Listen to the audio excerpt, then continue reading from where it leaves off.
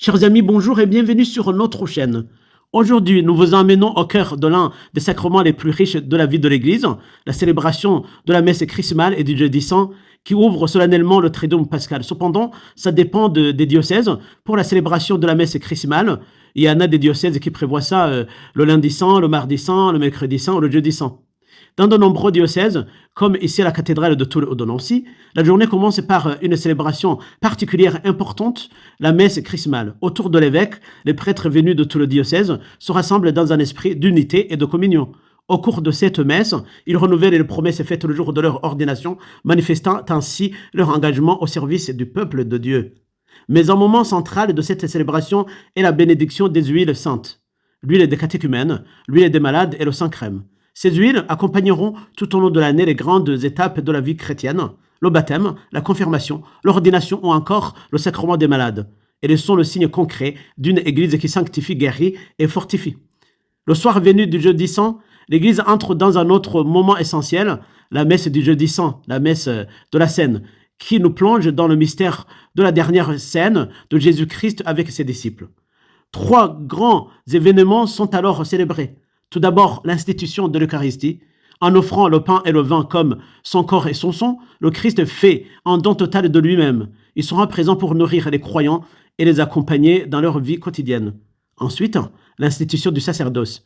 En disant à ses apôtres, « Faites ceci en mémoire de moi », le Christ leur confie la mission de prolonger son geste à travers les siècles. Le prêtre devient ainsi serviteur de la parole, des sacrements au cœur de la communauté.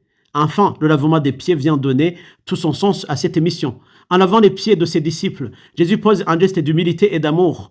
Il montre que la véritable autorité est en service et que toute vie chrétienne est appelée à se traduire par le don de soi.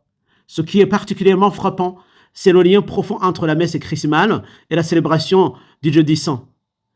C'est-à-dire, l'Église se rassemble, se fortifie, se prépare à sa mission. Le soir du jeudi saint, elle reçoit du Christ lui-même la source de cette mission, l'amour, le service et le don total. Ainsi, le jeudi saint nous rappelle que la foi chrétienne n'est pas seulement une tradition à conserver, mais la vie à incarner. Il nous invite à nous interroger. Quelle place donnons-nous à l'Eucharistie dans notre vie? Sommes-nous prêts à servir les autres avec humilité?